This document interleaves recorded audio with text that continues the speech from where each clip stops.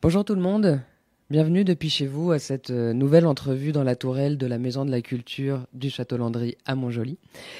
Je m'appelle Louis Poulain, je suis coordonnateur au CLAC, donc au Carrefour de la littérature, des arts et de la culture. Un organisme donc qui œuvre à démocratiser, à promouvoir et à développer les secteurs littéraires, artistiques et culturels de la région du Bas-Saint-Laurent et de la Métis en particulier. C'est donc dans ce magnifique cadre que j'ai le plaisir de recevoir une jeune autrice qui a conquis à la fois la critique et le public grâce à son premier roman Faune, publié en 2018 chez Alto. Un livre qui mélangeait savamment réalisme magique, ambiance gothique ou encore thriller environnemental. C'est un super bouquin, je l'avais beaucoup conseillé quand j'étais encore libraire. Donc elle est ici au château pour travailler sur son deuxième roman. Bonjour Christiane Vadnet. Bonjour Louis. Alors, Christiane, avant de commencer à parler de votre nouveau projet que vous êtes en train d'écrire ici au château, je vais revenir un petit peu sur Faune, donc c'est un très très beau livre, que voilà. Un livre qui utilisait en fait la fiction pour dépeindre des humains en relation avec la nature. Pourriez-vous nous présenter un petit peu plus pour ceux qui ne l'auraient pas lu? Oui, certainement. Donc, Faune, c'est comme une constellation de récits qui sont liés les uns aux autres. Et on suit souvent un personnage principal qui est une biologiste qui s'appelle Laura. Et donc, elle est confrontée à une espèce d'environnement en crise. On sent que la violence de la nature est très présente. Elle est déchaînée. Il y a beaucoup... Ça commence sur une scène d'orage, par exemple. Et donc, tout au fil du livre, on va découvrir différents personnages qui sont confrontés comme ça à une nature... Ouais, déchaîné, c'est vraiment le mot. Et donc, c'est vraiment un livre qui est dans une ambiance gothique, comme tu disais, qui vise en fait un peu à changer la perspective sur l'être humain, tu sais, à le remettre dans un écosystème. C'est un livre qui s'attarde beaucoup au paysage, au grouillement des insectes, aux animaux qui sont dans une petite ville qui s'appelle Shivering Heights. C'est très organique, hein, vraiment. Quand on le lit, on a vraiment l'impression, on sent vraiment l'eau qui coule sur nous, on sent vraiment la boue. Enfin, ça sent vraiment. Il y a des odeurs. Qui sont associées un peu dégoûtante, un non? peu, pas dégoûtante, non, vraiment pas, pas ça. Je dirais pas dégoûtante, mais au contraire, ça sent l'humus qui sont finalement très naturel, quelque chose de très naturel finalement et qui ressente finalement l'humain dans son centre finalement naturel des choses. Tu avais travaillé comment là-dessus? Comment tu as fait pour travailler ça? Ben, en fait, l'idée de départ, c'était quelque chose qui n'est pas nécessairement associé à la nature, mais plutôt au rêve. C'est que c'est pour moi une source d'inspiration infinie, mes rêves. C'est quelque chose de très personnel. Mais en m'intéressant à ça d'un point de vue scientifique, j'ai lu que, et c'est la première page du livre d'ailleurs, encore aujourd'hui dans notre monde hyper virtuel, on continue de rêver d'animaux sauvages qui nous poursuivent. Là, c'est fréquent que les gens disent je rêve que je me suis fait poursuivre par un loup ou par un caïman. Et puis, je trouve que dans le monde dans lequel on vit, c'est comme un signal. J'ai l'impression que c'est comme si on s'envoyait un signal d'alarme à nous-mêmes de dire on a besoin de se connecter avec notre matérialité, avec notre corps, avec le fait que nous sommes la nature, que la nature nous traverse et qu'on n'est pas dans un point de vue surplombant où on domine tout. Puis je pense que les changements climatiques nous montrent vraiment ça. On n'est pas capable de tout dominer. Il y a certaines choses... on n'a pas encore trouvé de machine là, qui régule le climat, donc on n'a pas le choix de faire un peu acte d'humilité et d'essayer de se dire, ben il n'y a pas que nous sur cette planète, vivons tous ensemble.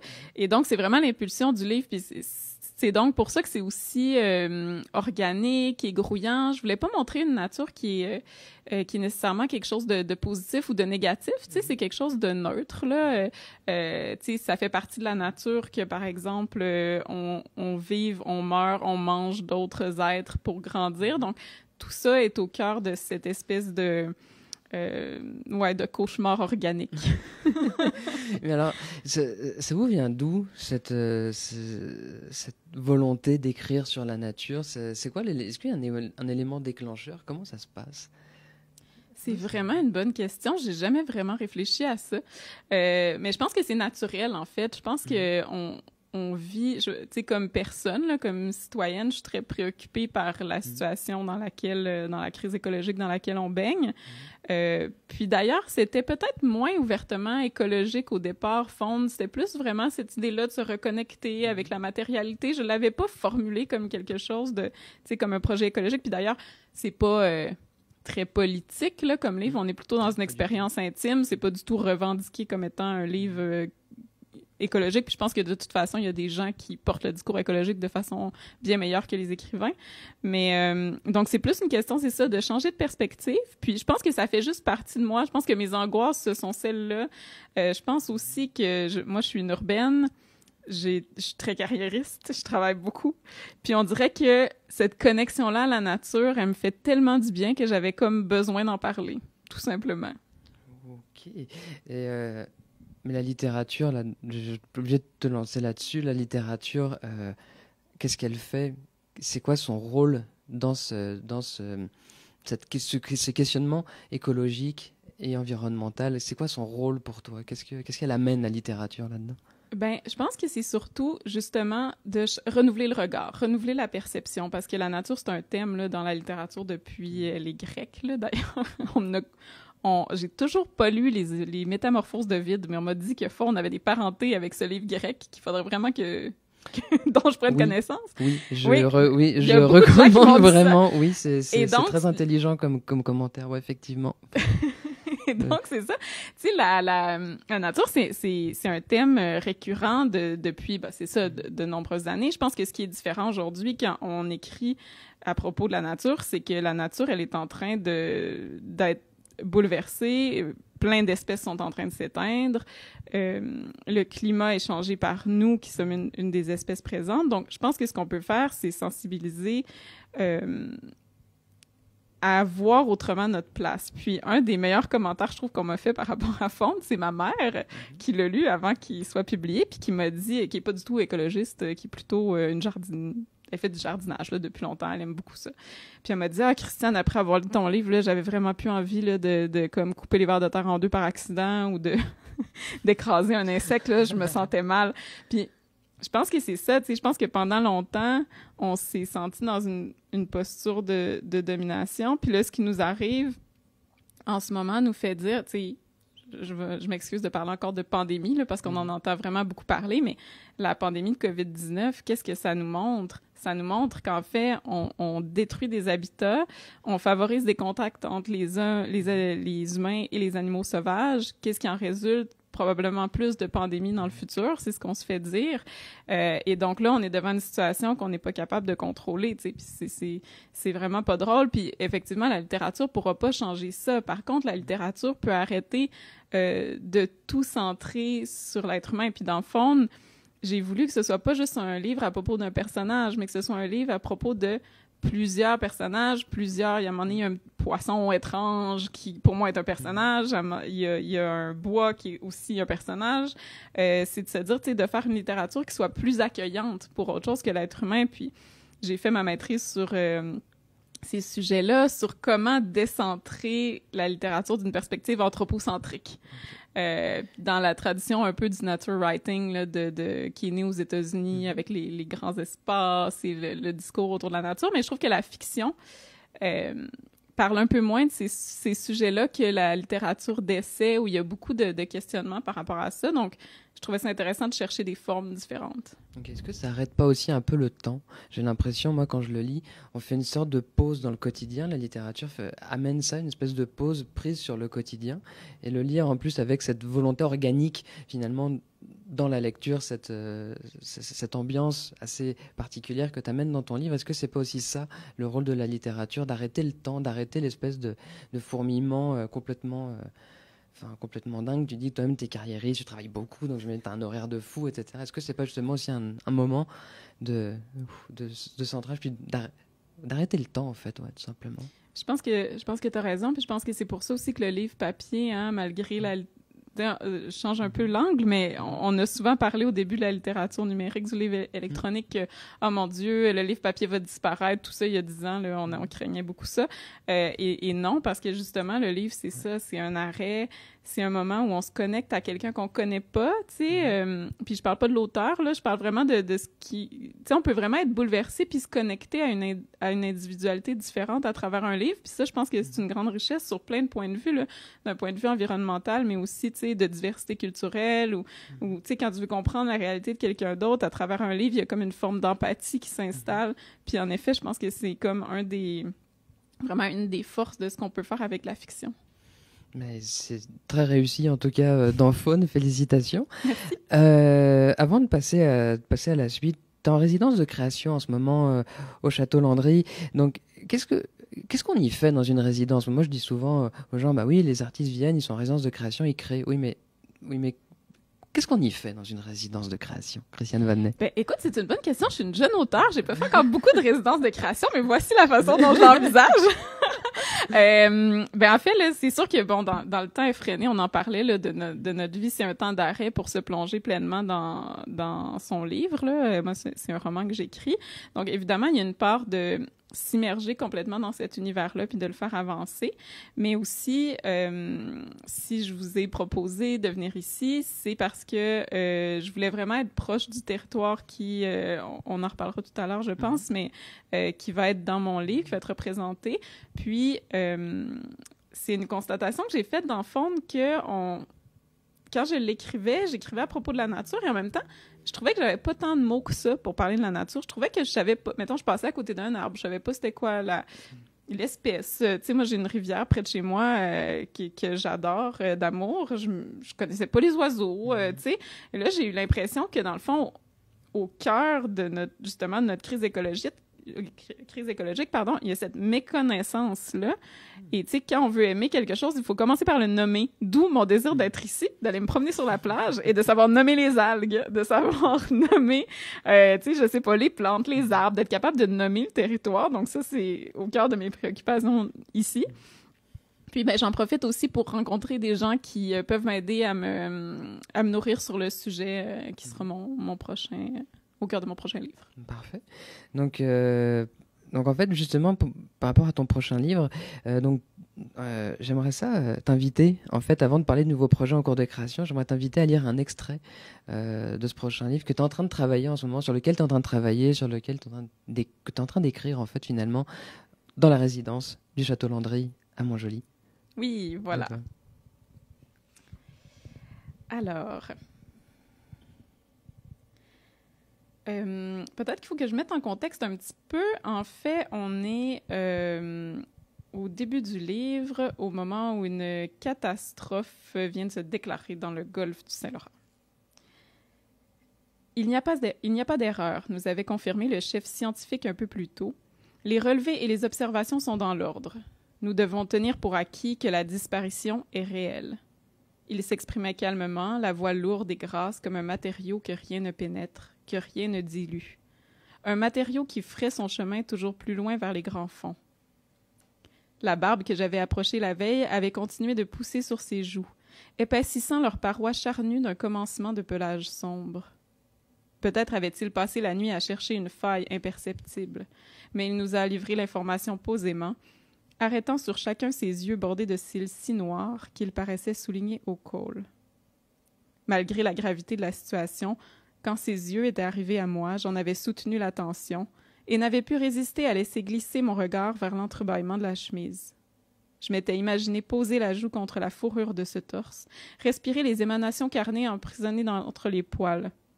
Puis ce mot avait surgi à mon oreille. « Mère », évoquant aussitôt la menace obsédante et gigantesque tapie entre les algues, et une bouffée de honte m'avait envahi. Je m'étais sentie profondément inutile avec ma chair frissonnante et mon crayon pendu au bout des doigts, n'ayant d'autre capacité que celle de manipuler les journalistes qui forcément en viendraient à nous pister. Regardant travailler les scientifiques, reprenant ma planification des attaques qu'il faudrait repousser pour leur donner le temps de travailler, je brûlais du désir d'être autre que moi-même et de plonger les mains dans la matière qui compte.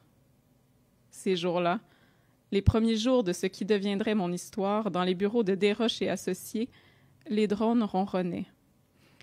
Les jardinières courant le long des cubicules diffusaient des odeurs piquantes et douces, celles des mousses délicates et des pleurotes qu'on détachait du bout de l'ongle pour les intégrer au repas du midi, car on nous disait bien qu'il fallait continuer de nous nourrir, de faire du sport, de nous reposer. Malgré l'attente, je n'oubliais jamais le vide qui se creusait au bout du continent. Ma mémoire pulsait au rythme d'une vague, accompagnée d'une conscience aiguë de mon inaction. N'y avait-il pas quelque chose du trou noir dans cette histoire surréelle, quelque chose qui battait comme un nœud dévorant et lointain dans les profondeurs de l'océan, menaçant de vous avaler vous aussi. Le plus souvent, j'arrivais à fonctionner. Puis tout à coup, l'étrangeté de la situation me renversait, vertigineuse, et le décor d'un blanc brillant de dérochés associés, pourtant tout à fait net, me paraissait tout à coup coupé de mon corps, lointain, impossible à gérer. Ce n'était même pas commencé. Merci. Merci beaucoup, Christiane Vannet. Ça fait plaisir. Est-ce qu'on... Il y a une sonorité que j'aime vraiment, vraiment beaucoup dans ton écriture. Est-ce que c'est quelque chose que tu travailles aussi? Comment on le travaille, ça? J'ai l'impression... Je ne sais pas comment le formuler vraiment, mais il y a une sonorité. Il y a comme une... Ouais, il y a dans le choix des mots, dans le choix des textures de mots, presque, j'ai envie de dire. C'est presque... On y toucherait presque, en fait, à ton texte.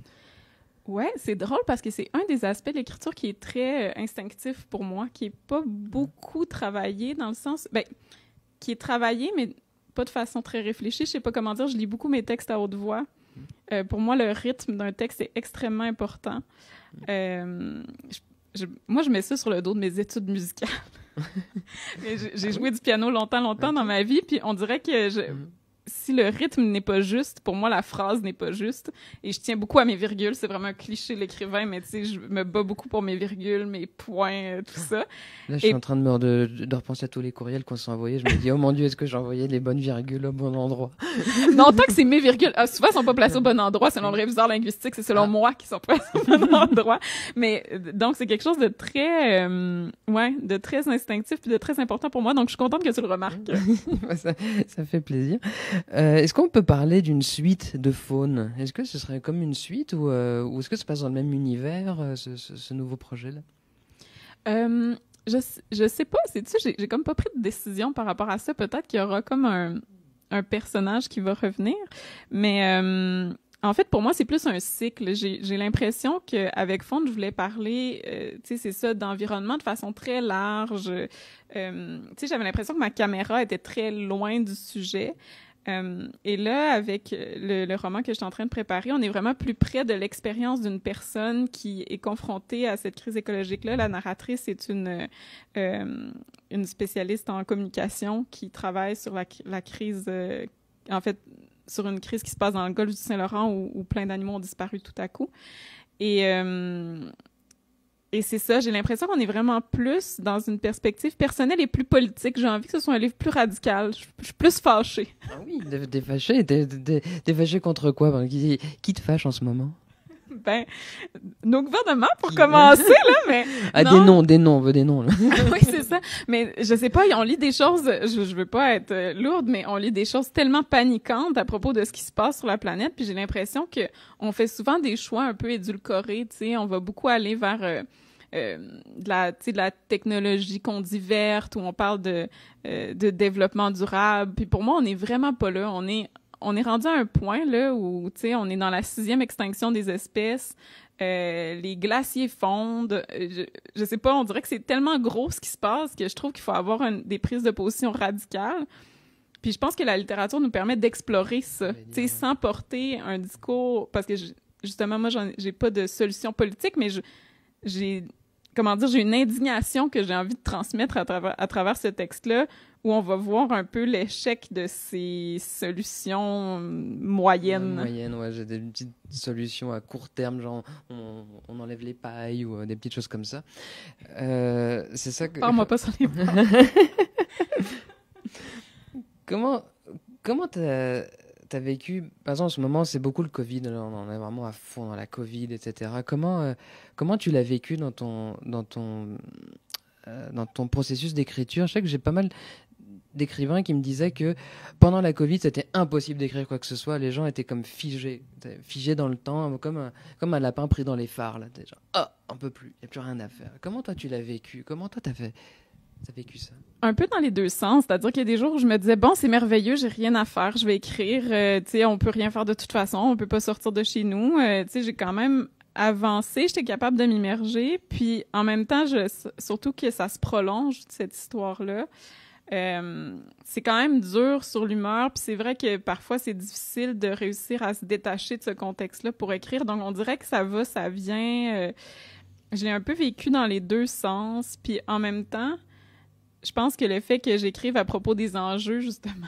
qui me tiennent à cœur, ça donne un sens aussi. Parce que des fois, on a envie tu sais, comme de tout lâcher. J'en parlais avec des collègues récemment. Des fois, tu te dis, mon Dieu, on dirait que je lâcherais tout pour aller manifester toute la journée ou comme travailler pour l'environnement ou je sais pas, faire quelque chose. En même temps, quand tu connectes ce que tu fais à un sens comme celui-là, ça me ramène. Donc, c'est ça. Je pense que c'est comme pour tout le monde, tu sais, c'est difficile de se détacher du contexte, puis en même temps, on apprécie, je pense, cette lenteur-là qui vient avec, malheureusement, des mauvaises nouvelles.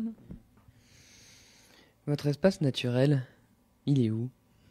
Le vôtre? On parlait d'une rivière tout à l'heure. Ben maintenant, ouais, je pense que c'est la rivière Saint-Charles près de chez moi où je vais toujours courir tous les jours, je trouve quasiment.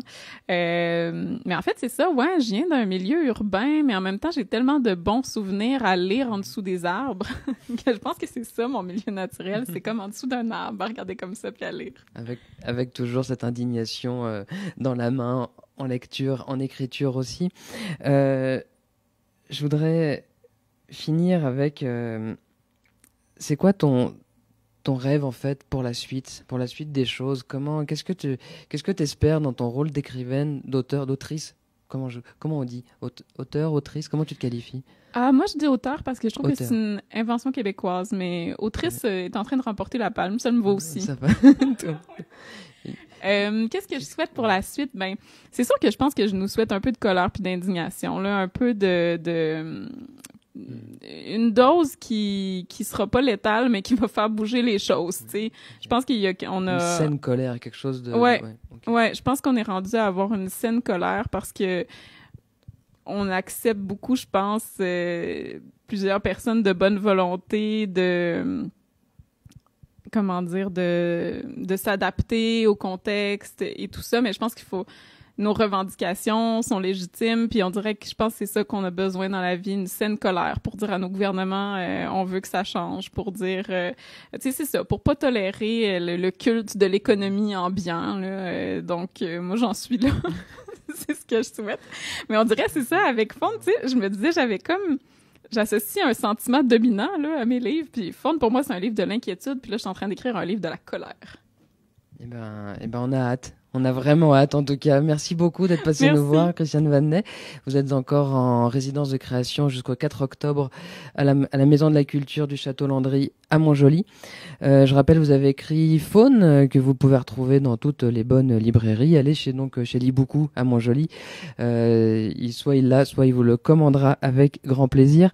C'est ça, prochain rendez-vous au Château Landry le vendredi 9 octobre à 19h30. On espère Karine Kasparian, un spectacle de contes. Donc soyez-y, les billets sont en vente en espérant que la Covid ne nous empêche pas de pouvoir le diffuser. Donc merci de nous avoir suivis. Merci Christiane Vandenay encore une fois. Merci. Puis, à la prochaine.